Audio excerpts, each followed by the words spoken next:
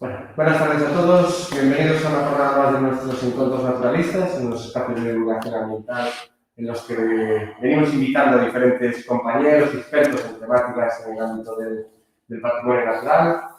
Hoy, como la anterior ocasión, tenemos la suerte de tener un formato dual, con gente presente en nuestro local social y gente desde vuestras casas disfrutando del directo a través de las 4 redes sociales, de Facebook, Twitter, Instagram y YouTube.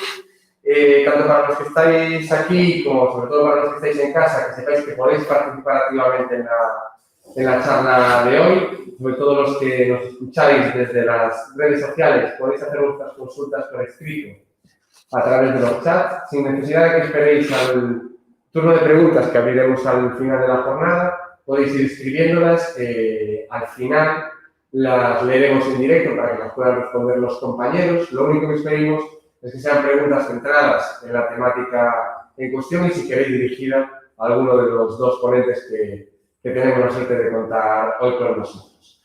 Así que, sin más, dar las gracias hoy a José Manuel, a Evaristo, compañeros de algunas batallas ambientales por el entorno de Carballo. José Manuel, presidente de Sendanova, gracias. Evaristo, experto, historiador, conocedor del patrimonio de Costa da Morte y de Bergantiños. De vuestra mano vamos a hacer un repaso por estos 15 años de historia ya de la asociación y parándonos un poquito en detalle a que nos contéis este otoño en marcha, esta nueva campaña de esta iniciativa que ya tiene 10 años detrás y que con las que venís recorriendo diferentes parajes poniendo en valor pues ese patrimonio ya no solo natural sino también cultural de esta comarca que conocéis quizá mejor que nadie. Así que, sin más, yo me despido hasta el turno de preguntas. Damos las gracias de nuevo. Bienvenidos, bienvenidas a todos los que estáis en casa y aquí. Gracias. Bueno, idesme permitir que saque a mascarilla para falar. En primeiro lugar, gustaríame agradecer ao Grupo Naturalista Hábitat por ternos convidado e, aparte, gustaríame agradecer pola labor que fai o Grupo Naturalista Hábitat tamén polas terras de Bergantiños e tamén polo bo facer e pola boa organización que sempre ten, non? Ás veces decimos que temos que saber organizarnos como asociación, pero tamén temos que saber organizarnos como sociedade, non? E iso significa que entidades como Sendanova, como Hábitat ou como outras que compartimos obxectivos similares ou incluso espacio xeográfico, pois teñamos que colaborar en certas actividades. Co Grupo Naturalista Hábitat sempre foi moi sinxelo e para nós é unha honra poder estar aquí e poder estar agradecéndovos a todos os socios, non? Como ben decía Andrés, hoxe estamos aquí para facer un repaso certo, non? De todo este tempo na asociación, non? Porque en realidade o Outono en Marcha, os programas de senderismo nacen ca propia asociación e, polo tanto, imos a ir ás raíces da mesma e, de alguna maneira, a evolución desas rutas, a evolución da primavera en ruta, do Outono en Marcha é a propia evolución da asociación, non? Polo tanto, basicamente o significado que ten o que pretendemos que teña esta intervención, ¿no? Que comentaba Andrés. A Asociación Ambiental Sendanova, e isto a ver se me vai, supoño que sí, e hoxe estamos aquí para facer esa evolución do que é a asociación a través deste proxecto de rutas, non? Outono en Marcha, non? Neste caso, se cumplen 10 anos, é unha boa cifra para estar aquí celebrando con todos estes compañeros que nos estades vendo aquí e tamén desde as vosas casas. Bueno, digamos que é o Outono en Marcha, por definirlo de alguna maneira, é un proxecto de dinamización de espacios, non? De dinamización de puntos de interés.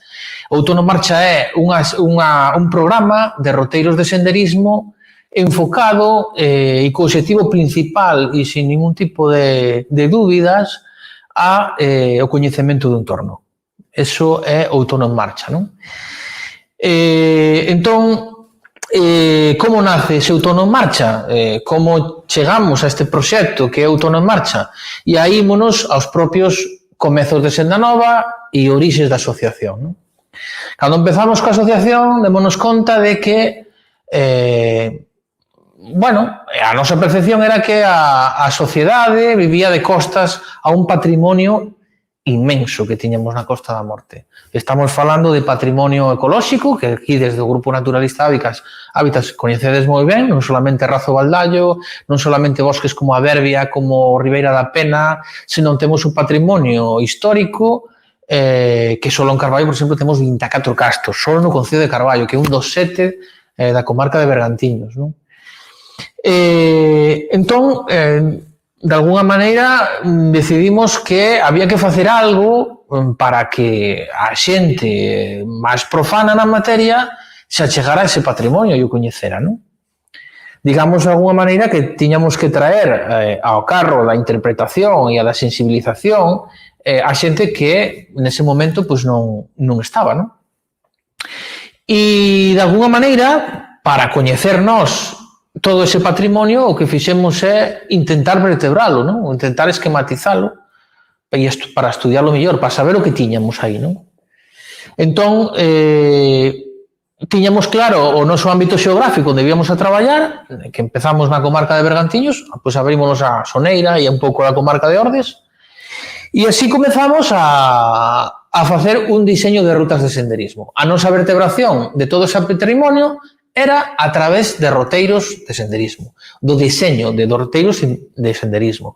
Un traballo de investigación, aquí vedes aos dous, unha persona que ten un mapa e outro que sempre dixo, que máis sabe, que é Baristo. E ese traballo de investigación fainos, pois coñecer ese patrimonio e vertebralo, como digo, a través deses diseños de rutas, non? Desa maneira, pois o que intentamos era unir puntos de interese ambiental, cultural ou paisaxístico, sobre todo dos lugares menos coñecidos, quero dicir, hai lugares que chaman a atención porque non vamos seguramente, pero é que son sobradamente coñecidos.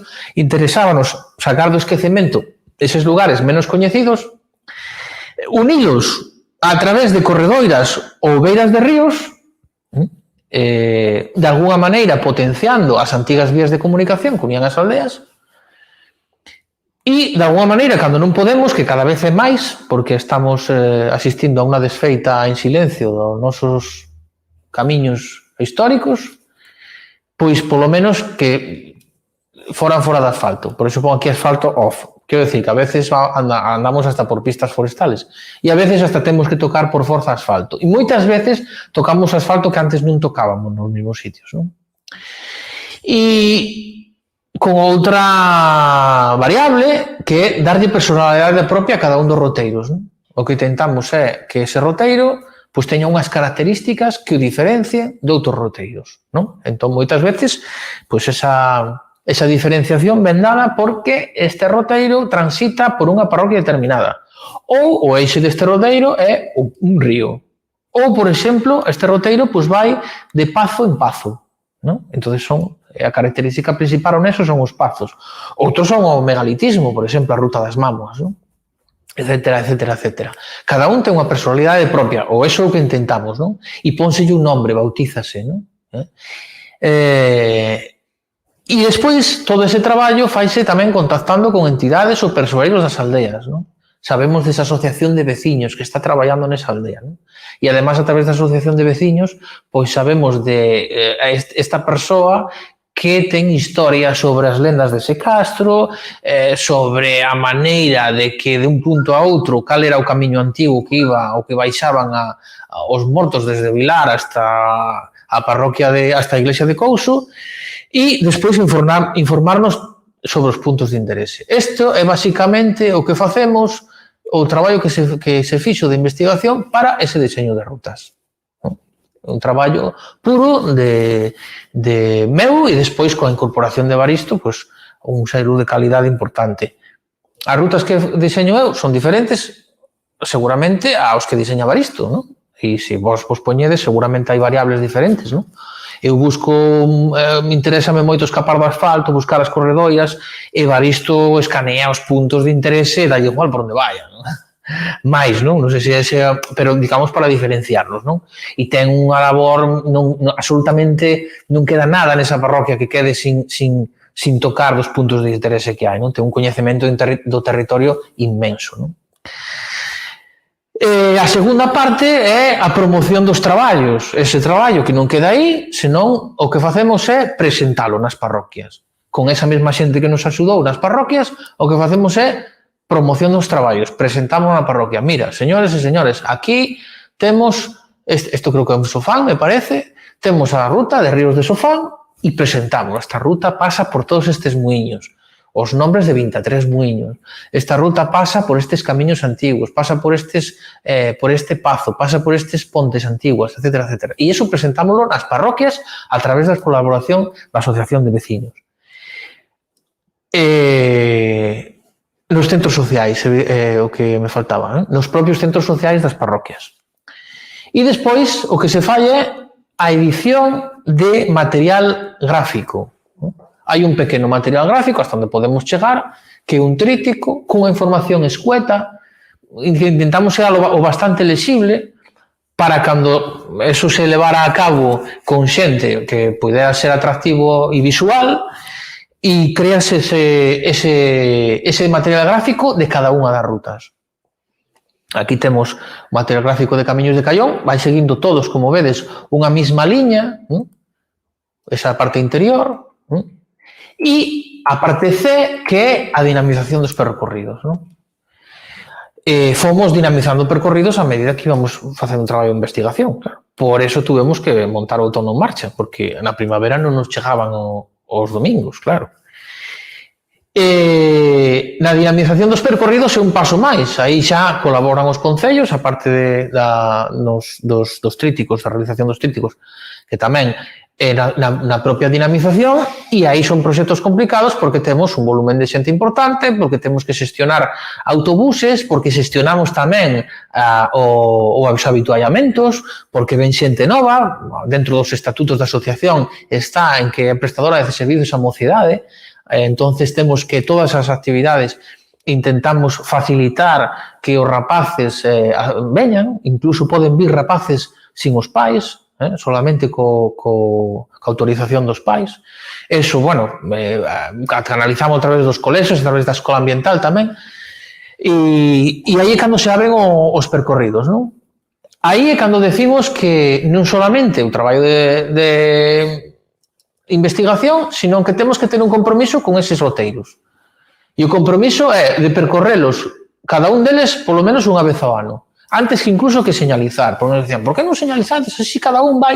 Non, cada un vai non. Interésanos que vayan, e nos interesan non que vayan ca moto de trial, como pasa moitas veces que descargas un track en Wikiloc e acaban indo con todo o terreno, con a moto de trial, con tal. Non, a nos interésanos que vayan e que a fagan como nos queremos que a fagan. Entonces, interésanos que a fagan así. Despois, se queren ir pola súa conta, vale. Pero non nos interesa tanto señalizar, ni subir a Wikiloc, ni nada deso, sino que a xente percorra eses lugares sacando o máximo partido e exprimindo as rutas, ¿no? Con contidos. Entonces é cando se crea a Primavera en Ruta, al principio, consta de 9 rutas, pero despois, como tiñamos moitos máis diseños, temos que poñer en funcionamento o Outono en Marcha. Por eso a Primavera en Ruta leva 12 edicións e o Outono en Marcha leva 10, non?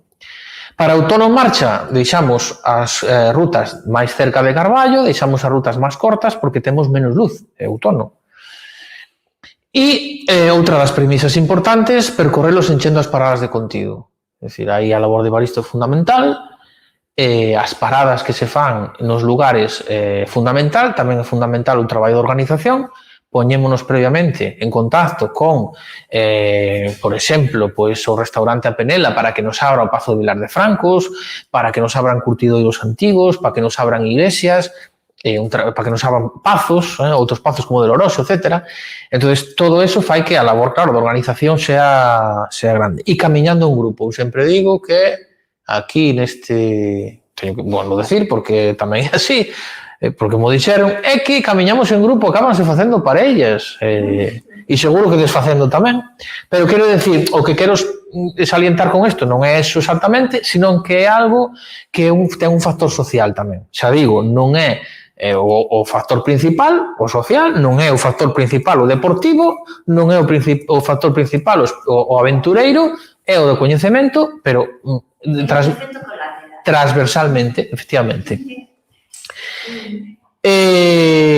Aquí é un cúmulo de axudas, quer dizer, os programas de tanto a Primavera en Ruta como o Outono en Marcha son un cúmulo de esforzos, a implicación de concellos, en este caso Carballo, a Laracha, Coristanco, Malpica de Bergantiños e Zas, no Outono en Marcha, Carballo, Laracha, Coristanco, a implicación de persoeiros das parroquias, como digo, a xente que nos abre os pazos, a xente que nos abre os curtidoiros, as igrexas, etc.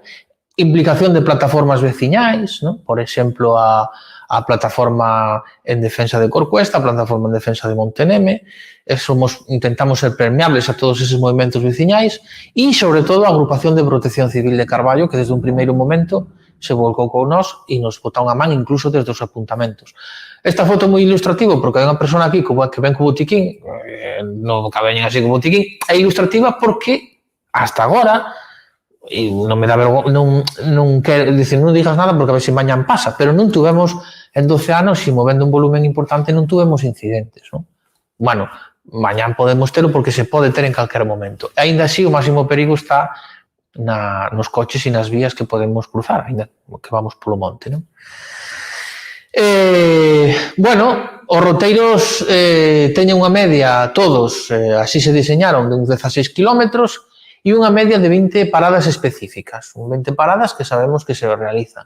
Outra cousa é que vexamos unha pegada dun corzo e paremos a ver esa pegada do corzo. Ou vemos unha pegada compatible con lobo e pues paramos e explicamos eso, non? As 20 paradas son as específicas coas que contamos, non? Más ou menos en cada unha de media, non? Nas rutas.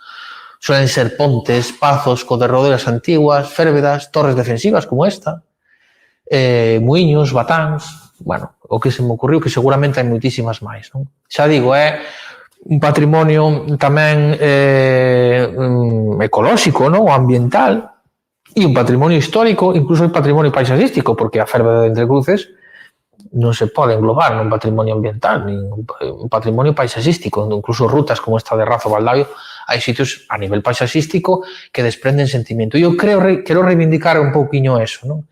Moitas veces, cando estamos facendo incluso alegacións contra un parque eólico, contra desfeitas que se fan, sempre parece que temos que argumentar que nos están agredindo ao noso patrimonio ecolóxico e histórico, non? E non que non nos están agredindo os nosos sentimentos, non? Como pobo e como persoas humanas que somos, non? Que che fagan un eólico aí diante, hai unha parte que é unha parte sentimental, que che desfagan os camiños, que todo eso é unha parte sentimental que non nos ten que dar vergonza a reivindicar, non? É dicir, é unha parte de sufrimiento persoal da xente que vive aí, non? E é unha parte de camiñar por unha corredoira antiga desprende unhas sensacións, non? E esas sensacións eu chamolle paisaxe do que estamos vendo, non? Pero incluso algo máis, algo relativo ao sentimento das persoas, non? Bueno, estes son as 16 rutas que hai diseñadas: Camiños de Aldemunde, a máis pequena, as Sendas do Apóstolo, a máis grande, a primeira, que vai desde Carballo a Compostela.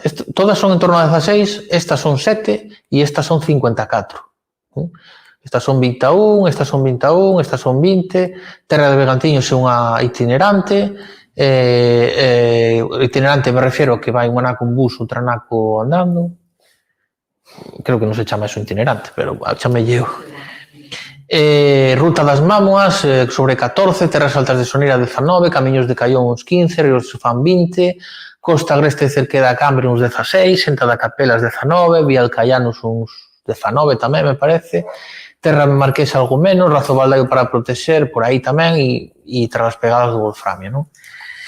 Algúnas destas percórrense no Outono en Marcha, outras percórrense na Primavera en Ruta, a itinerante, como hai sitios que algúns sitios xa tocamos, me parece, en algúnas outras rutas, a verdade que é a única que estamos deixando sin facer, non? E outras nas Xornadas dos Bosques, como Camiños de Aldemunde, que transcurre pola fermosa fraga da Ribeira da Pena.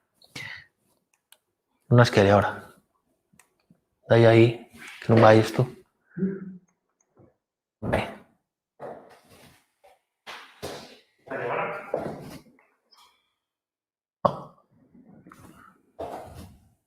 Non dai ali,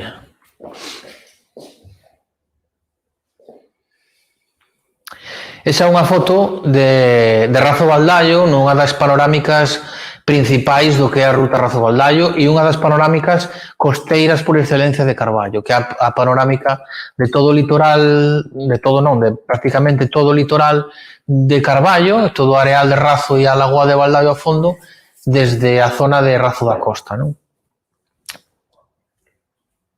Esa seguinte. Dai outra vez, porfa. Vale.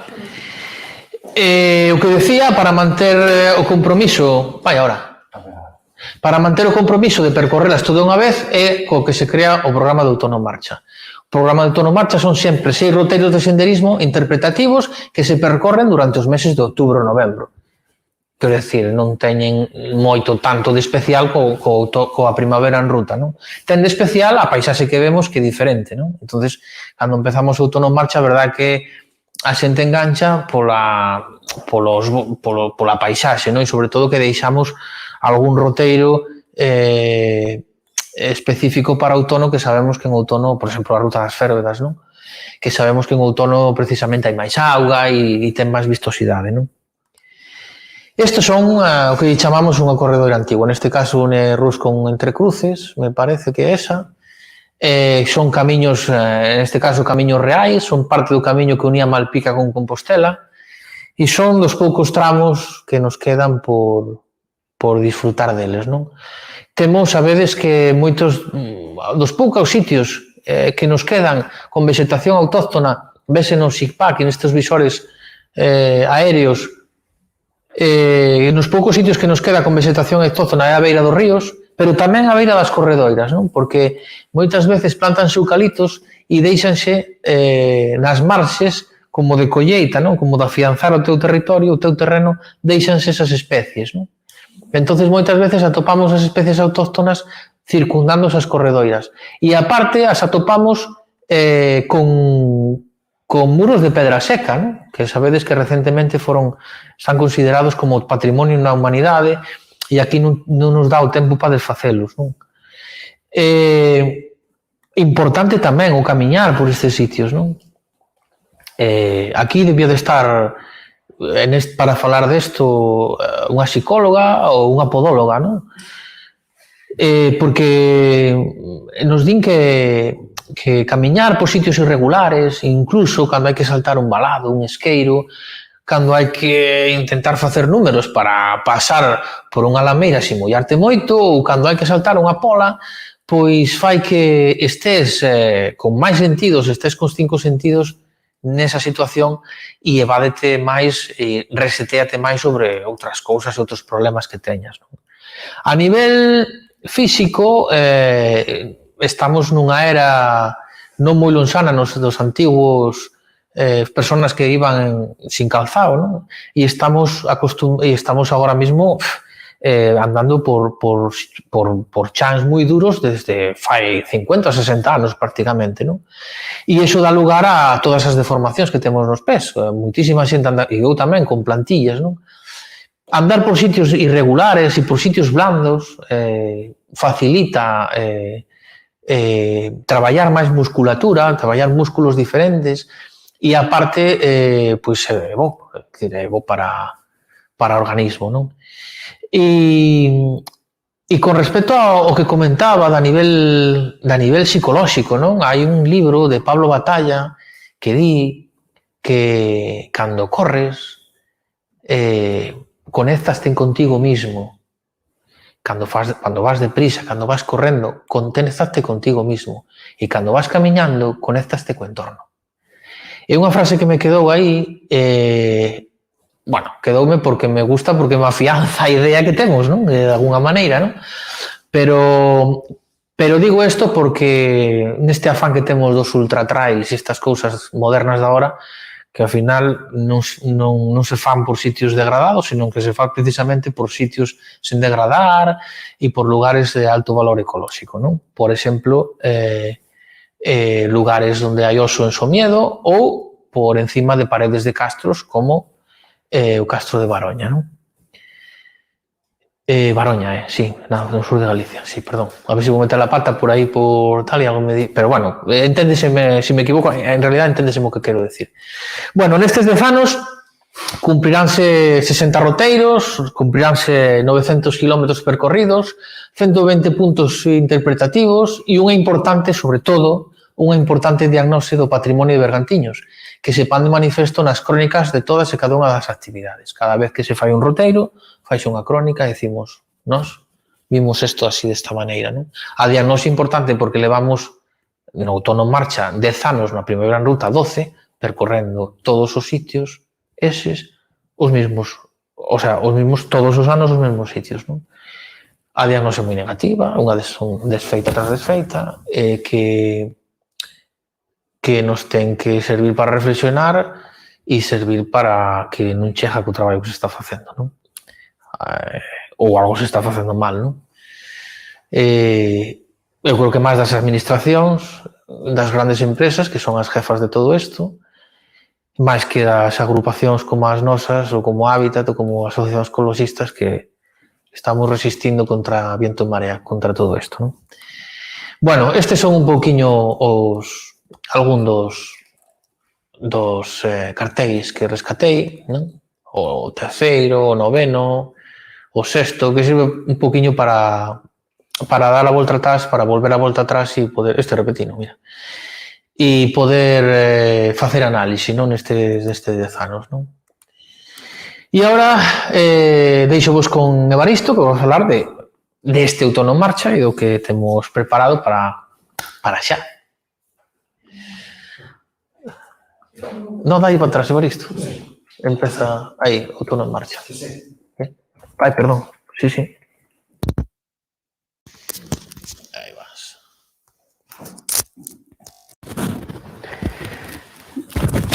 Bueno, pois estas son as 6 rutas que temos previstas facer agora nestes meses de outubro, novembro, incluso algo de decembro.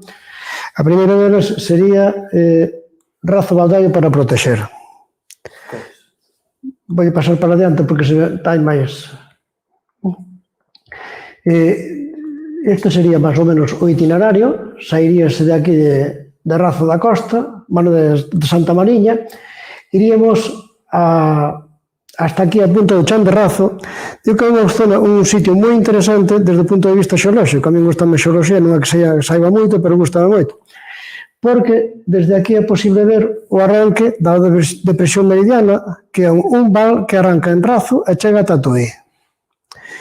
É unha zona de contacto de dous antigos continentes. Seguramente moitos escoitarían falar de Panxea, pero pois Panxea era a unión de dous continentes, Laurussia e Gondwana.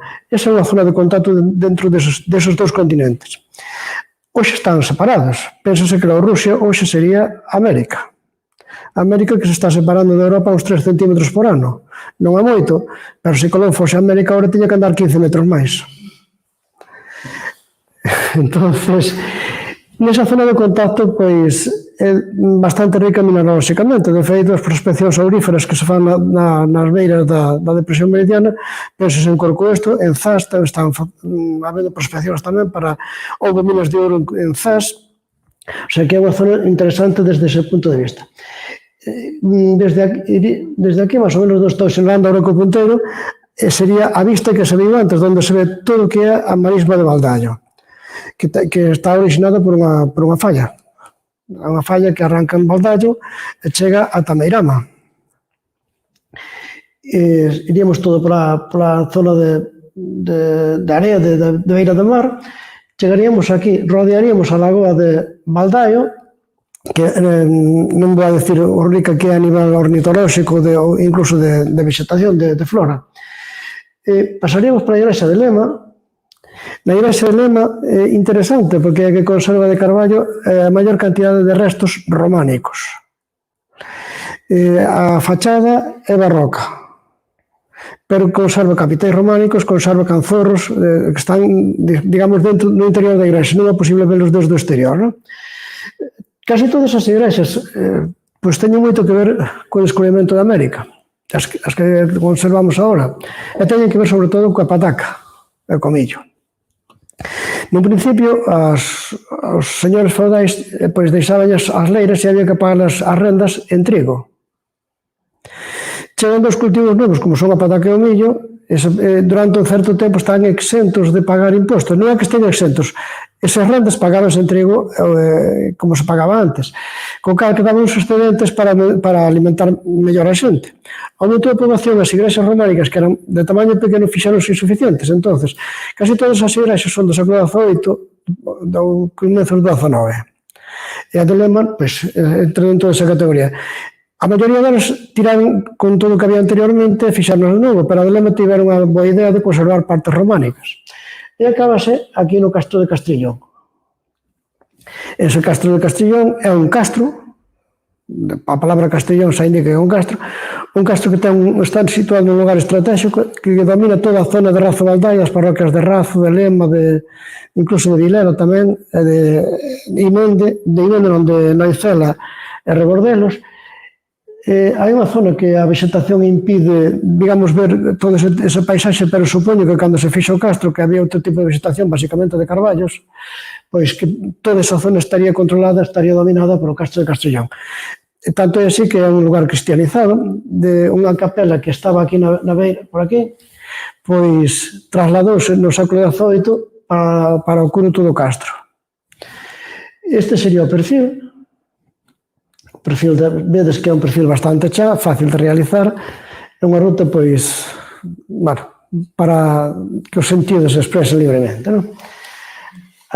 Sería, por exemplo, aquí vemos a Capela de Santa Mariña, unha advocación que en principio parece que era unha mártir romana que foi asesinada incluso por seu propio pai por non renunciar ás súas crenzas religiosas. Despois relacionouse coa fecundidade. De feito, en determinadas zonas, o día de Santa Mariña, que é o 18 de xullo, pois botábanse bombas, foetes, para que as vacas quedasen preñadas, non?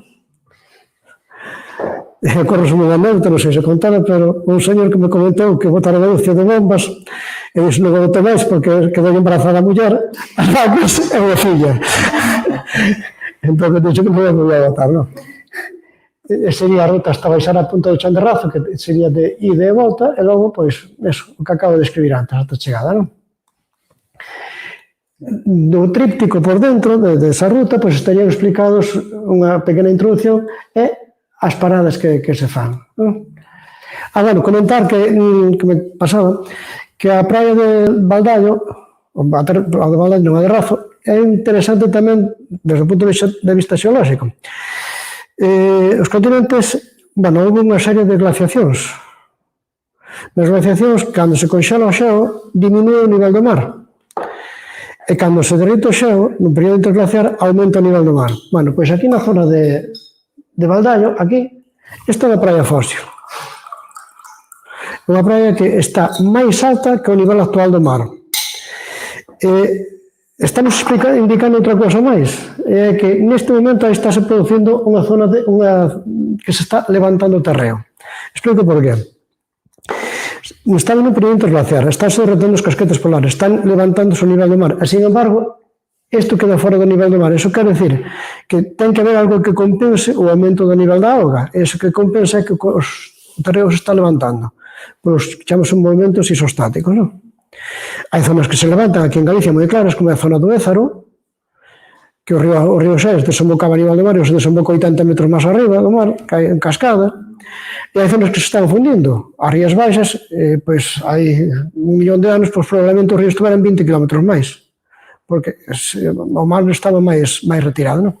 Mas isto coincide que é unha zona que se está levantando, que se está subir, para compensar, digamos, o aumento do nivel do mar. Este sería a punta do Chan de Razo. Alguén lle chamou isto as catedrais de Carballo, referencia coa praia das catedrais de Ribadeo. Evidentemente non chega a categoría de aí, pero bueno, ten o seu interés, non? A seguinte ruta, Bueno, sería unha vista do paseo pola praia, Marea Baixa, tamén pola zona da praia. Ahora, Terras do Marqués. Esta poderíamos definirla como a ruta dos Pazos, porque casi nada máis que empezar, xa temos o Pazo de Gontade, o pazo máis antigo de Carballo. A medio camiño temos o Pazo de Vilar de Francos, o máis espectacular externamente, por dentro está necesitado de reparación de todo Bergantiños. E acábase no Pazo das Pallas. É unha ruta, bueno, saese... máis adiante. Ciudad adiante. Sí, aí va, señor, sí. Saese da unitaria de Gontade, na parroquia de Ardaña, e case inmediatamente temos o Pazo de Gontade, un pazo que ten un escudo moi bonito, foi feito polos Aldao, que chegaron a ser cargos importantes, incluso un deles foi arcebispo. Tiveron unha fundación que permitía estudar a órfos necesitados da parroquia, e gracias a eso, pois, a xentes da aldea, non só da parroquia de Ardaña, que está na Ardaña, senón da parroquia veciña de Becedo, pois conseguiron estudar gracias aos cartos desa fundación.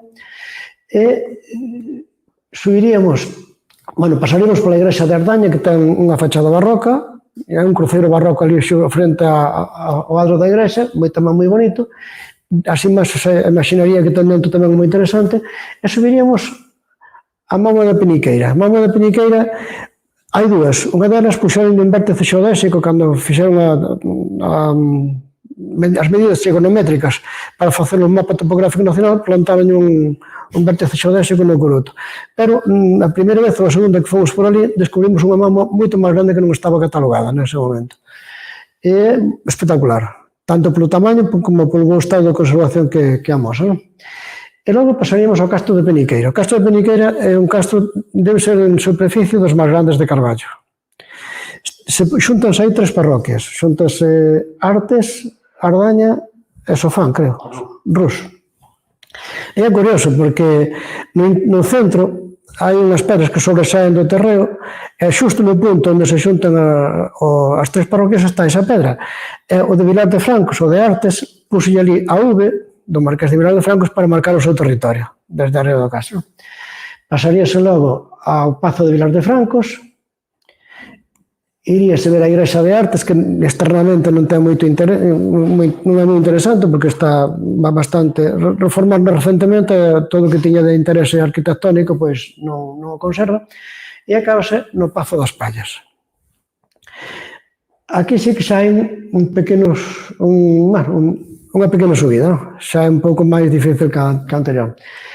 Esta foi a primeira ruta que fixen eu con Senda Nova. Pois xa hai tempo. Eu estaba habituado con outra asociación na que estou de andar por asfalto, por bons camiños. Chegou aquí, era de máis arrancar, xa nos metemos por unha lameira. Dixen, eu para mí non volvo máis. Ela vou indo 12 anos.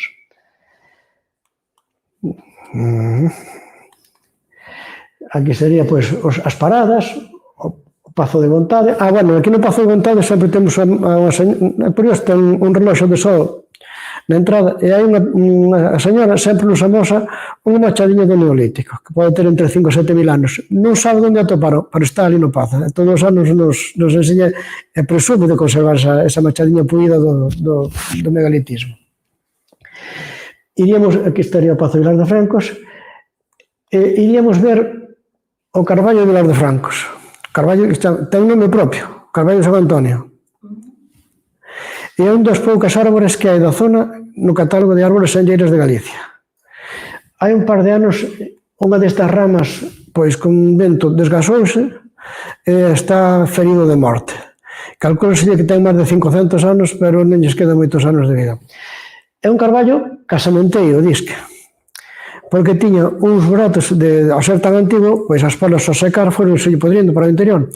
Entonces, ian ali as parellas, tiraban unha pedra, se quedaban dentro do burato, pois casaban. Se non caía, pois quedaba fora, pois parece ser que non casaban. Temos feito a medida da volta, ten de diámetro 2 metros 10 centímetros de diámetro, e toda a volta ten 7 metros 80. O O sea, que é un monstro de Carballo. E parece ser que as súas ramas, cando as tiña todas, que ocupaba un ferrado de terra. O ferrado son 528 metros cuadrados. Vale, a seguinte...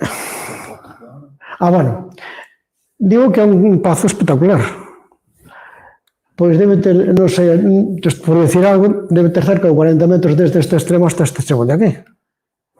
Dentro, isto que se ve aquí, é unha torre medieval. E construíron o pazo alrededor desa torre medieval. Esta torre é do século XIV. E aquí ten un escudo de armas realmente espectacular. Ten varias construcións anexas, e nesas construcións anexas todas elas teñen o seu escudo de armas para decir aquí estivamos nós. E deste era o pazo, o marqués, que puxo a V na pera que había no alto da Peniqueira.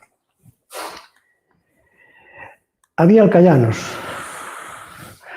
Aquí xogamos un pouco con hipótesis históricas.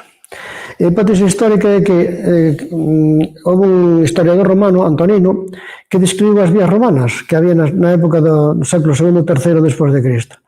E falaba da vía 20 que se chamaba a Perloca Marítima. E houve estudos que decían que pasaba, que viña por Porto Mouro, que viña por Valdodubra, polo alto de Valdodubra, polo alto de Entrecruz, Rusa, e que chegaba a Carballo. En Carballo sábese que hai porque conservan os documentos de que había unhas termas romanas, co seu tepidario e o seu frigidario, o sea, auga quente e auga fría, conservanse ainda a documentación deso.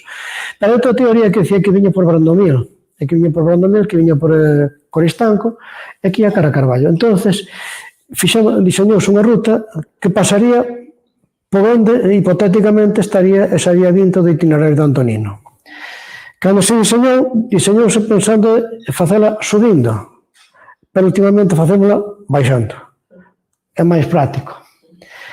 Entonces, en principio, a idea era sair de aquí, da sede de Senda Nova, e acabar no Campelo, na igrexa de Salgueiras de Alcaián.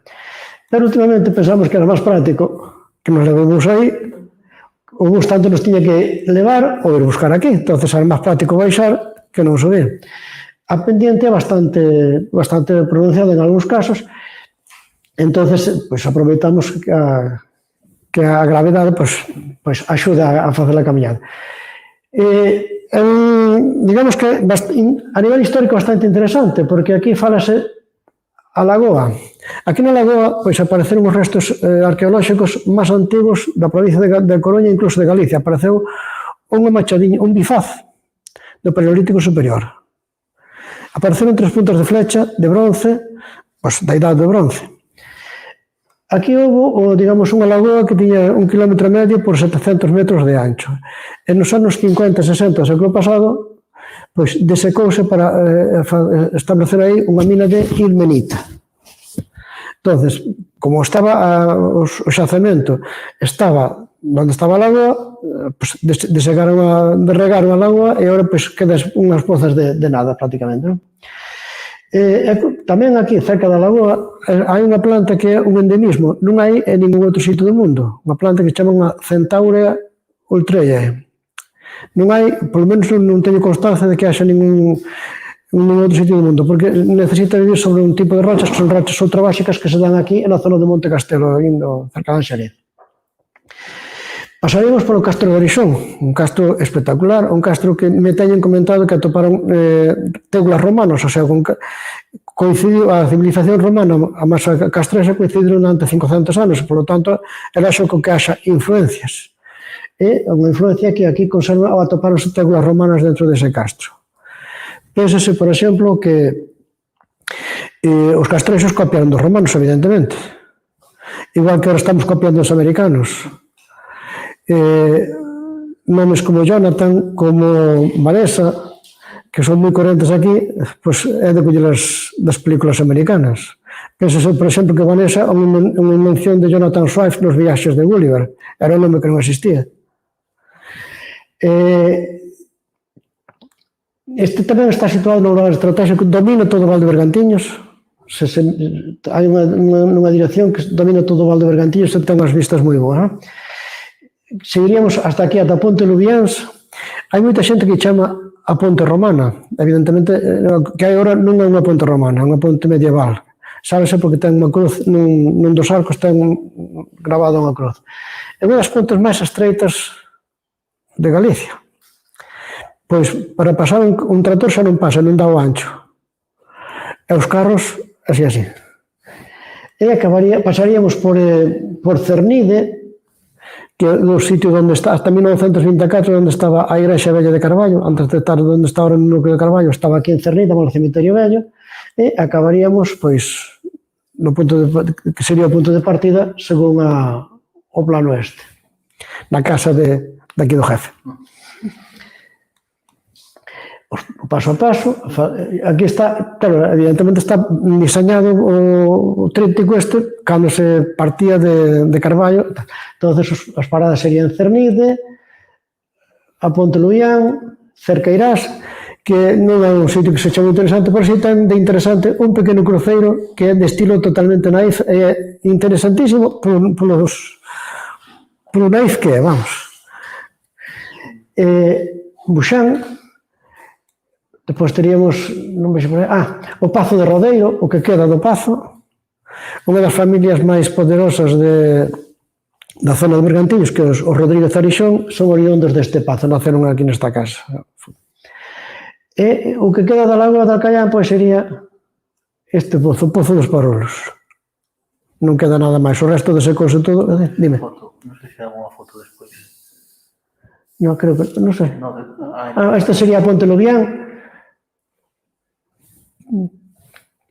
Vedes que ten a típica construción medieval de máis alta no medio que nas beiras. Todos segmentos, supoño que a de Cangas de Anís, que é así alta no medio, pois, ou a de Navia. Estes están a mesma estrutura, non? Entón, en orixe, pois, puido ser romana. Dicíase que por aquí pasaría esa hipotética vía 20 a Perloca Marítima para pasar por Carballo, pero deso non hai constancia documental, vamos. Eu non o coñezo. Sería un tramo da ruta. Outra, Senda das Capelas. Esta Senda das Capelas, hai dúas rutas que só discorren por unha parroquia. Son parroquias moi grandes, a de Sofán e a de Montemayor, son parroquias moi grandes. Entonces, a ruta toda, a pesar de ser longas, 16, 19 kilómetros, non saen da parroquia para nada. Este chamase Senda das Capelas porque entre a primeira capela que nos atopamos e a igrexa parroquial hai en total 4 capelas na actualidade e outras 2 desaparecidas. O tríptico, esta moi bonita, moi cuquiña, a de San Roque da Pena. No, esa é a de... A de Comián, é que son iguales prácticamente.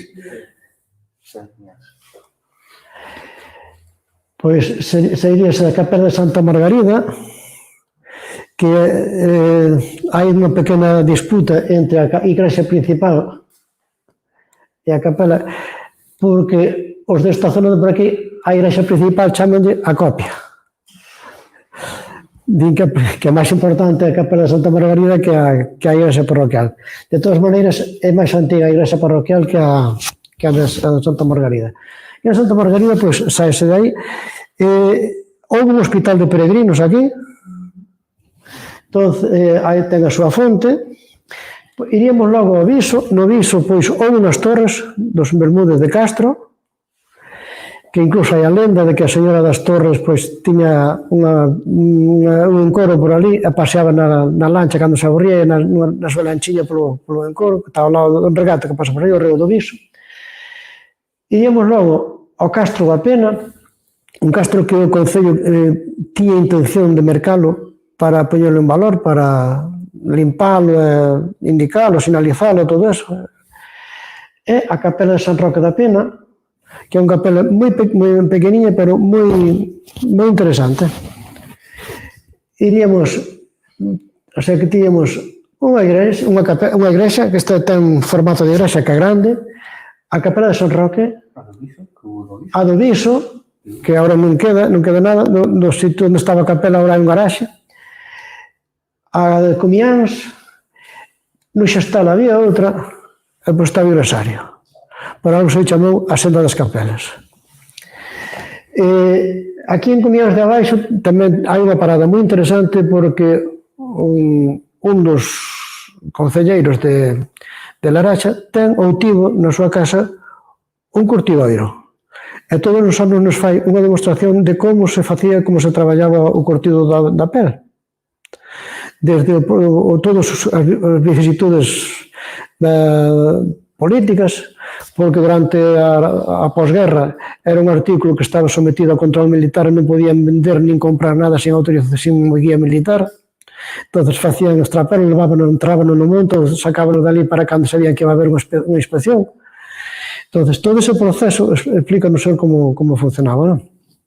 Ademais, ten un muiño ao lado que ainda funciona e que non pon todos os anos a funcionar. Iríamos despois ao Xastal, un sitio de paso, e aquí estaría pois o punto máis alto sería este. Desde aí, está ao lado, hai un eólico que se ve de Montemayor, estaría xusto aí cerca de a Fonte de Ouro. Moi preto hai unha mámoa. Entonces, asociadas mámoas sempre aparecen lendas de tesouros. Entonces, pode ser que o nome de Fonte de Ouro veña relacionado con posible tesouro que hai nas mámoas. Dúas lendas típicas das mámoas é que sempre aparecía pola noite San Xoán unha galiña con pitos. Se lle metíamos a man e conseguíamos atrapar un deles, volvíanse de ouro, pero no momento en que íamos a meter a man desaparecían e non sabían onde se metían. Outra lenda decía que foi feita por unha moura que era unha muller mitolóxica, non ten nada que ver cos habitantes do Norte de África, sino unha muller mitolóxica con superpoderes. Tanto así que algúns dos dólmenes que se di que foron feitas pola moura, pois dicíase que as peras foron traídas por unha moura que viña voando, traía as peras na cabeza, viña lle dando de mamar a un fillo e que outra man viña fiando no liño, o sea que era pluriempleada. Era multitarea, non? Bueno, aquí no Outeiro sería outra parada interesante porque hai outro carballo que o Concello de Laracha intentou ou fixo xestións para incluílo de árbol tamén no catálogo de árboles senlleiros porque é un carballo realmente espectacular. O ferrado non ocupará a súa sombra, pero pouco menos. E remataríamos no igresario, que é onde está a igrexa principal. Os pasos, Santa Margarida, que é esta, o Viso, que non temos foto, o Castro da Pena, que tampouco vexo foto. Hai fotos despois. Capela de San Roque da Pena, que tampouco non está aquí, porque este é de Comiáns. A Nosa Señora de Comiáns, que sería esta capela de aquí, e depois sería, pois, estas paradas que se ven por aí. Esta sería a Capela de San Roque da Pena. A capela sería desta parte para atrás, este sería unha especie de añadido para facer misa, porque a capela é pequeniña, o día da festividade do santo, pois a xente non cabía dentro, entón fixeron unha especie de altar para decir a misa fora. Sant Roque, pois é un santo que era abedoso para a peste. Entón, sempre se ve, a iconografía sempre aparece coa roupa levantada e ensinando unha ferida, porque ele foi atacado pola peste, ensinando unha chaga. Había un corvo que lle levaba o pan, de beber, e un can que lle levaba un pan. Entón, a iconografía sempre é San Roque enseñando a chaga e un can ao lado. O corvo pode aparecer ou non, pero o can aparece sempre. Bueno, pois este é San Roque. E aquí temos ao Señor Jesús ensinándonos o proceso os estrebellos e todo o proceso de preparación do curtido da pel, non? Xa leva anos que non funciona, o que pasa é que ele conserva toda a boa idea de conservar todos os trebellos que utilizaban no curtidoiro e fainos unha pequena demostración teórica porque non ten peles para curtir, pero cando imos por ali, non? Outra, as pegadas de wolframio. Pois esta é pola parroquia de Oza, a parroquia de Cambre e nada máis, é Razo, Cambre e Razo. Bueno, pois esta é unha parroquia moi relacionada coa minería de wolframio. Unha minería que tivo unha importancia capital na economía de Carballo. Carballo é o que é gracias ao wolfram de Monteneve. Entonces, pénsase, por exemplo, que cando estivo en explotación as minas de Monteneme, esta zona e a zona de Barilongo e Santa Comba foi a zona de Galicia onde máis espías había. Cal é a razón? A razón é que os alemáns necesitaban o wolfram para darlle dureza aos canóns. Un canón, cando dispara dentro, colle moitísima temperatura. Entón, se faz varios disparos seguidos, no ferro quéntase e dóblase, e perde precisión. Entón, o que fai o wolfram é impedir que o ferro, o material co que están feitos os canóns se degrade, non? Fai no que sexa moito máis duro. Os alemáns, pois, traían o wolfram de Manchuria e de Mongolia. Ao entrar en guerra, Xapón cortou o suministro e buscarno onde o había. E onde o había, basicamente, en terreos moi antigos, no macizo galaico, en parte de Portugal, en Galicia e algo en Salamanca. Entón, os alemáns que fixeron foi montar empresas, moitísimas empresas, todas con nomes españois, pero dirixidas por alemáns e con capital alemán. E os ingleses viñan para comprar o wolfram, para reventar o mercado. Entón, os ingleses non tiñan a tecnoloxía para fundir o wolfram, porque o wolfram ten un punto de fusión moi alto, altísimo, por eso usaban os canóns. E non sabían traballar con ele. Pero o que querían era sacar os alemáns, porque sería potenciar o armamento militar que teñan os alemáns. Entón, os ingleses comprábano e tirábano ao mar. Chegou a haber, xa digo, máis espías nesta zona de Monteneme, en Vigo incluso, porque é un porto de exportación de wolfram, en Barilongo, que en ningún outro sitio do mundo. Incluso xente, intelectuais que eran filos hermanos, que hoxe sería impensable que tal, eran directivos desas empresas, pero traballando para os alemáns. Baixo corda, que non... Isto sería, chaman as casas da mina, aquí sería onde guardaban parte do wolfram procesado. Sairíase da igrexa de Oza, unha igrexa restaurada, con moi bo criterio, conserva, há un resto románico, me parece, na sacristía, non estou seguro, pero creo que sí. Ten unha fachada barroca tamén moi bonita. Iríase, aquí cerquinha da igrexa, hai un dos poucos petos de ánimas que hai en Bergantiños. Sabe que ali non chaman un peto de ánimas, chamanlle un oratorio. O peto de ánimas era unha especie de altariño que se colocaba nos cruces dos camiños para que a xente, cando pasara por ali, lle metese unhas moedas para que salvar as ánimas do purgatorio. En realidad era para o beneficio do cura, pero bueno. Pasaríamos polo Castro do Rodo. Desde aquí do Rodo, da aldea do Rodo, que quedaría no medio entre aquí, dese outro castro, un castro de Chaira, que sería o Castro de Serantes, iríamos á aldea do Rodo. Aquí en Nétoma, ou entre Nétoma e Bernes, está o Castro de Nión, que está bastante desfeito. Subiríamos ás Casas das Minas, que seríamos que vimos antes, e arriba estaría a Eira das Meigas e o Pico Monteneme. Estaría tamén a Fonte de Santa Cristina. A Fonte de Santa Cristina, cando se puxo en explotación a mina de Monteneme, estorbaba, porque por ali pasaban os filóns. Entonces desfixeron a capela e a imaxe de Santa Cristina está na igrexa de Oza. Como disputas a ver se ia para Razo, se ia para Leilollo, para Cambre, finalmente foi a patrona a santa da advocación da capela, foise para Oza. Baixaríamos ao Rego dos Riás, e aquí nos Riás, a nivel xeolóxico tamén interesante, porque aquí arranca unha falla que chegaría ata Mazaricos. A falla dos Riás, unha falla tamén restos de cando esos dos continentes, Laurrusia e Gondwana, estaban unidos.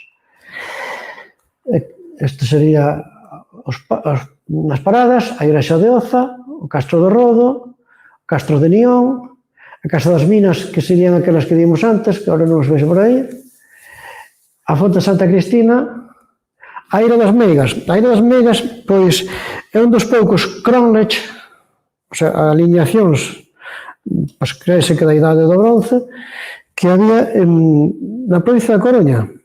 Está descrito en Carreal Dao, sobre 1928, describiu ese crónlech, que era unha serie de pedras en círculo, máis ou menos tería 15 metros de diámetro, e para facer unha pista que fora ao alto do monte de Monteneme, pois estorbaba. Entón, aramplaron e fixeron outro artificial, pois a mediados do século pasado, ao lado, que é o que se conserva agora. Se conserva agora non é o original. Temos asociadas moitas lendas, que viñan as meigas de todo o contorno voando, chegaban ali, facían o seu aquelarre, preparaban os maleficios para aturdir a xente de todos os contornos, non? E había incluso entre cruces unha fonte onde se dicía que facía unha parada antes de chegar aí á Eira das Meigas. Sería un tramo da ruta. Houve un momento en que, pois, incluso agora está a punto de sofrer outra agresión máis, porque está pendiente de montarse aí un parque eólico. Entón, constituíuse unha plataforma de defensa de Monteneme e, pois, este sería, pois, o coordinador da plataforma que nos está dando información sobre os obxectivos e neso. Por último, creo que é o último, non? Sí, bueno, sabes que esta ruta de Ferves é un tramo das Sendas do Apóstolo, que temos un crítico diferente. Sí, bueno. A primeira ruta que diseñou Senda Nova pois foi a Sendas do Apóstolo, unha ruta que iría polo antigo camiño de peregrinos desde Carballo, desde Bergantiños, ata Santiago. Unha ruta de 54 kilómetros desde Carballo. Entonces, o Concello de Carballo diseñou unha ruta, homologou unha ruta, a Ruta das Férvedas. Desde Senda Nova o que fixemos foi coller parte dese camiño que ia a Santiago, que fixemos esa ruta, e coller tamén parte da ruta das Férvedas que deseñou o Concello de Carballo. Hai tramos que seguen a ruta deseñada polo Concello e outros tramos que imos nós por outro sitio distinto.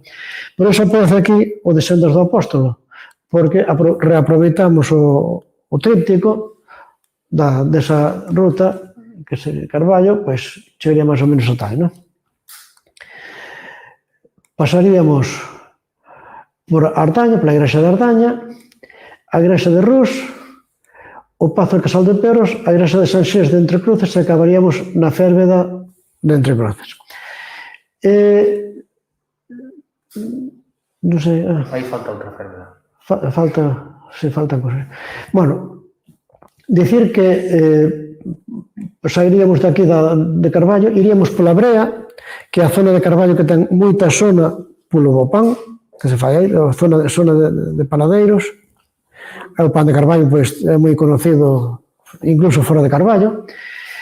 Na igrexa de Ardaña, pois, xa comentei antes que é barroca, que tiña un profeiro tamén barroco moi interesante diante, e a igrexa de Rus, que hai que lle chaman Catedral de Bergantiños porque é a igrexa máis espectacular de Bergantiños polo seu tamaño, ten incluso unha cúpula con cimborrio, con lucernario por arriba, todo eso. A igrexa de San Xés de Entrecruces tamén ten un retablo barroco dos máis bonitos de todo Bergantiños. E comentar que esta ruta desde aquí, desde Ardaña hasta a Férveda, iría por o que chaman eles o tercio. Por que chaman o tercio? Ou o terzo? Porque no fondo do val, que sería a depresión meridiana, chamanlle a baixa. A parte alta das parroquias chamanlle a alta. Este camiño, con estes pazos e estas igrexas, estaría a media altura, a media ladeira. Por iso lle chaman o tercio. E é curioso porque o camiño seguiu esa media ladeira, non foi polo fondal de todo, non foi pola parte de arriba de todo, sino que colleu así, para aproveitar que non había desniveis prácticamente ningún, non? E a maioría agora non, porque desde esta a estrada facilitou que a xente se desplazase mellor e construíron as casas na beira da estrada, pero antes a maioría das aldeas estaba no tercio. Porque no fondo é fácil que haxe inundacións, na alta vai moito frío, mas non moito aire, entón a maioría dos núcleos habitados estarían nese tercio, seguindo este camiño. Aí temos o que decía, que co seu cimborrio, aí vese de forma ortogonal, pero por dentro a cúpula é circular. Este sería un cruceiro de Ardaña, creo, sí, é de Ardaña, sí. E acabaríamos aquí, na Férbeda de Entre Cruces. Pasaríamos por outra Férbeda, que non hai aquí a foto, que é moito máis pequena. Sí? Ah, sí, esta, sí. Bueno, pois, acabaríamos aquí, que é unha Férbeda, unha zona de... Aquí estaría a Alta, aí arriba, a zona das parroquias de Ruso, de Sofán. Aí arriba, xusto aquí arriba, pero na parte alta, hai un castro que o Concello de Carballo pois quixo adquirilo para poñelo en valor, porque houve un momento que servía de rampa de lanzamento para as motos e os quads, subían pola muralla arriba para ver canto se desplazaba.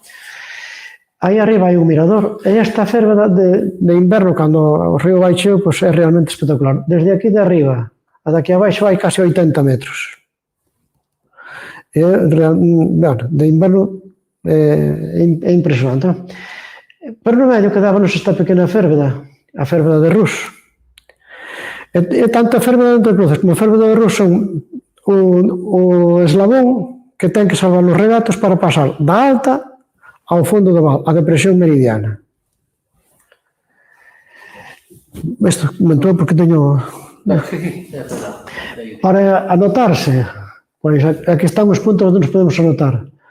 Na base de Protección Civil de Carballo, de luns a venres de 9:30 a 1:30, no Concello de Laracha, no Departamento de Cultura, de luns a venres de 9:30 a 1:30, en Coristanco tamén, de luns a venres de 9:30 a 1:30, no espazo Natureza de Oza, que é onde temos, digamos, a sede da asociación, os mércores, xoves e venres de 5 a 8.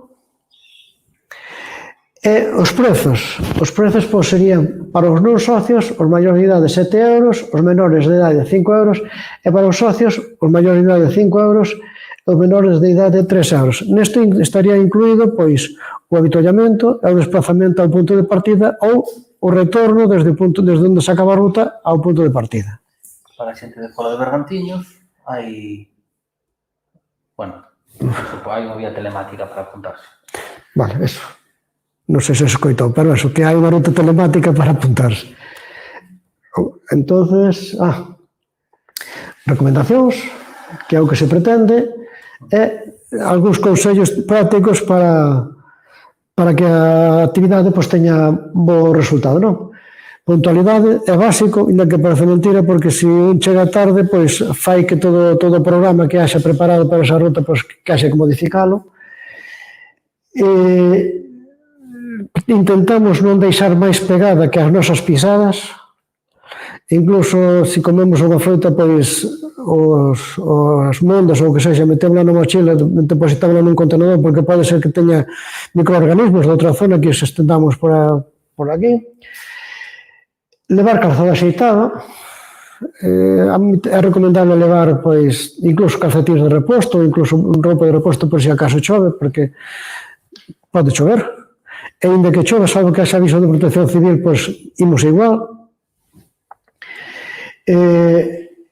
Levar cámara de fotos, porque, ahora xa casi ninguén leva cámara, porque os móviles sacan tan boas fotos como as cámaras, pero é interesante, pois que pasase por paisaxes realmente espectaculares.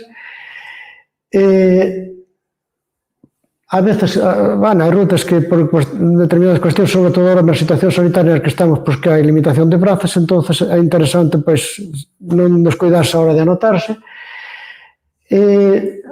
Acéptense e agradécense os aportes da xente que camiña, porque se alguén pode opinar, pode dar información, pode ter coñecemento de cousas que un non sabe. Entonces é enriquecedor que todo o mundo pois recolle esa información e que a garde, non? Un pouco máis. Eso, oito, mollete con nós. Vai a última. Grazas.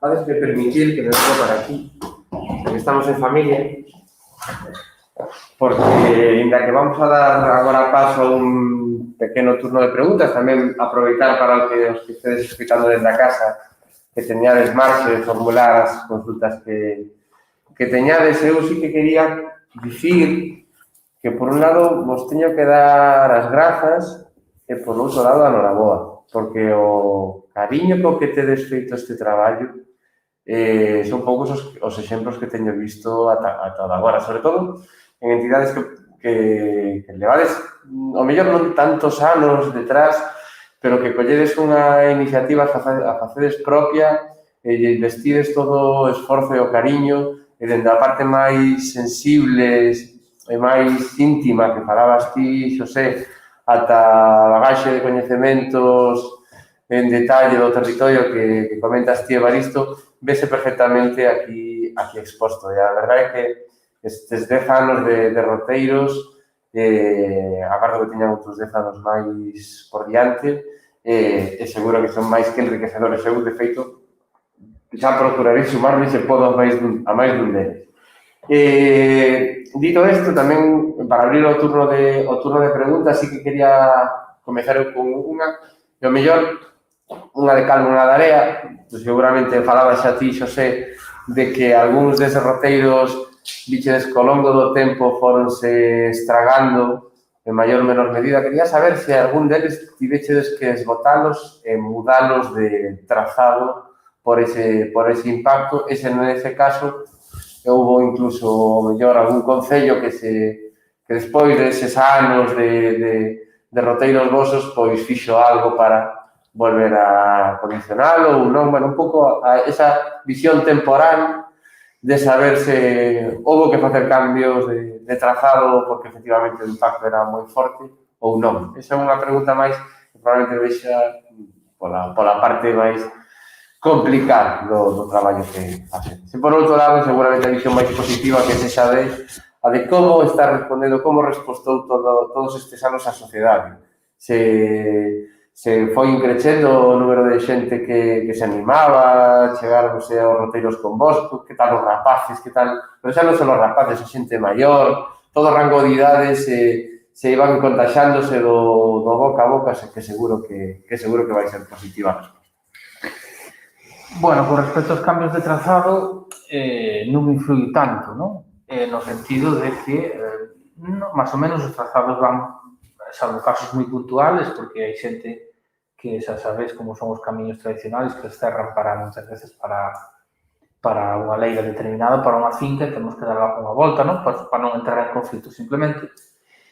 Máis que o cambio de trazado, sí que atopamos que sitios onde había unha corredoira que típica, desde muros, pedra seca, das especies autóctonas, das de lama e follas no chan, ao cabo do ano, pois, convírtese nunha pista de 6 metros de ancho chea de fauna, non? Sin ningún tipo de nada, non?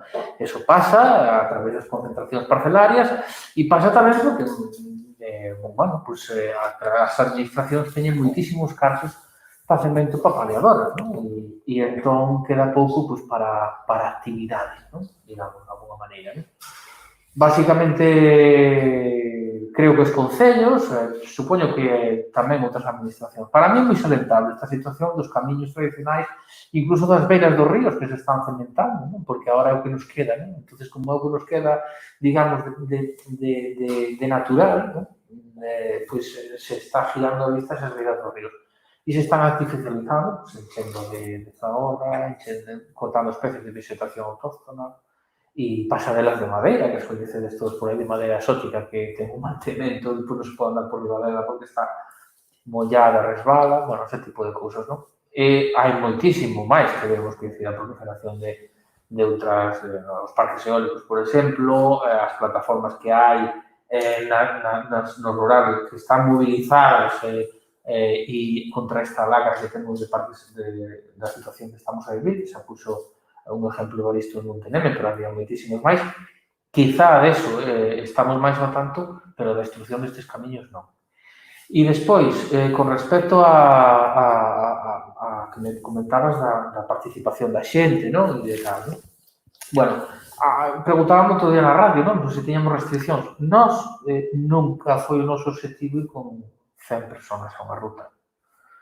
Non tiñamos ese objetivo, non o temos tampouco. Quero dicir, entón, pois, o noso objetivo é ir con un grupo de persoas e que podas traballar esos objetivos que tens, que de transmitir unha información, non? Con 100 personas, nunha corredera pequena non eres capaz de agruparte, non? Entón, bueno, pois, dito eso, por tanto, o tema das restriccións tampouco nos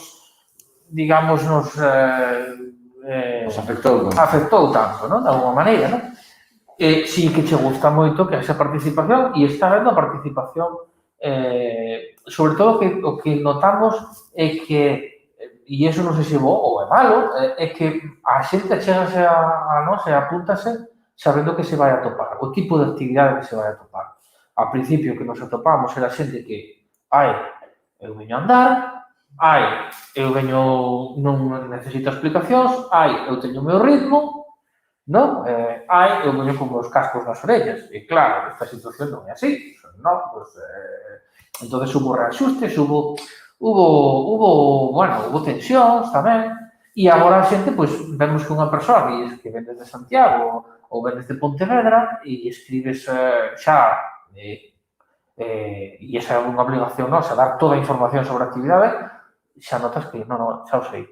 Entón, precisamente vou para eso, non? Digo que a mellor é malo, porque nós tampouco queremos ter xente que sea... É moito máis fácil traballar, pero non nos gustan tampouco, creo, estou facendo unha valoración miña, non? Pero tampouco nos gustan os foros onde todos esteamos sensibilizados ou esteamos de acordo, porque entonces non melloras a sociedade, non traes ao teu terreno. O bonito é de xente que decía que iba ao seu ritmo e xente que decía que non lle interesaban as paradas, acaba por facer el mismo unha parada interpretativa cando pasan por súa parroquia. Ese é o objetivo. Entón, eu creo que eso e esas cosas sí que se conseguiron en 10 anos de Outono en Marcha ou en 12 anos de Primavera en Ruta. Esa é a valoración que eu teño, non? Esa parte que é importante, que a xente participe, comente... En canto á participación, pois... o feito de que se recorran todos os anos ten a súa parte positiva e a súa parte negativa. Porque hai xente que vai un ano ou dous, pero o terceiro ano xa a viu e non volve. Entonces, por unha parte, o feito de que se recorran todos os anos é bo, porque permite que a ruta siga aí, pero tamén ten a súa parte menos boa, que a xente que vai dos ou tres veces, depois non volve. Entonces, sempre contamos con xente nova, porque a xente que viña de antes, pois, normalmente, pois, deixa de ir, pero deixa de ir por ese motivo, porque xa foi 2 ou 3 veces ali, para que vou ir outra vez máis. Ainda que debo dicir que prácticamente desde que empezaron as rutas, foron a casi todas, e sempre vexo cosas novas. Nunca se pode dicir, non atopei nada novo. E despois hai tamén o que nos dice, cando toca ir ao curtidoiro do Monte Maior? O sea, estás querendo volver a ese sitio. Cando toca volver a Torre de Nogueira, ¿no? Entón, tamén hai ese aporte.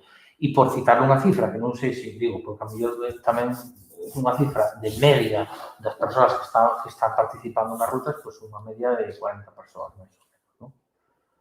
Que xa digo, para unha actividade deste tipo... Sí. Mais tampouco sería operativo, porque como vamos por camiños normalmente peatonais, non? Tens que esperar a que se agrupe toda a xente. Cando queres explicar unha cousa, entonces perdemos moitísimo tempo. Canto máis xente vaya, máis tempo se perden para que se agrupe as persoas. Entonces, moita xente tampouco sería moi operativo, dado o tipo de actividade que estamos a facer. Coincido totalmente, que ao final tampouco hai que morrer de éxito, no sentido de que a mellor é traballar con grupos pequeniños e ben manexables para que a información poda chegar a todo o mundo e ao final beber uns de outros, porque comentabas ti. Pois, non sei se alguén dos que estades aquí no local queres preguntar alguna cousiña. A xente de Sendano vai entendo que xa tedes a teoría máis que sabida, senón, punto menos. Dende as casas, dende as redes sociais, non sei se temos alguna consulta, non temos ninguna polo de agora. Co cal, coido que quedou todo moi claro. O bo vai ser facer as rutas para que ali neses percorridos seguro que as dúbidas van a florecer en eses camiños. Eu, dende Hábitat, quero darvos as grazas que vos acheguedes ata aquí, que viñades a contarnos a vosa historia, o voso proxecto, a vosa entidade, o gallá sigamos facendo cousiñas xuntos moitos máis anos. Ao final, estas sinerxias é algo que nos fai a todos crecer, como xa non só como colectivos medioambientais, senón como sociedade en si mesma. Así que estades na vosa casa para cando que irades, darvos as grazas a todos os que estades aquí, a todos os que nos escoitades dende as vosas casas, que non sei se teremos unha cifra aproximada de cantos podedes estar aí conectados, e non seguramente nos chuletearán esa información dentro dun arquiño. Convidarvos ás vindeiras xornadas que faremos máis faladoiros, faremos máis charliñas aquí neste formato dual. Por que estades nas redes podedes engadir, se queredes, recordatorios ás vindeiras xornadas, agardando verse sempre no campo, que o mellor onde máis nos gusta vernos. Mirad, esta parte tan, hoxe día comprometida, pero tan tangible, tocarnos e sentirnos, estar en contacto coa natureza, que xa falabas ti, Xosé, que ten eses beneficios físicos, anímicos, mentais, todo. Así que nada, grazas, saúde e natureza para todos.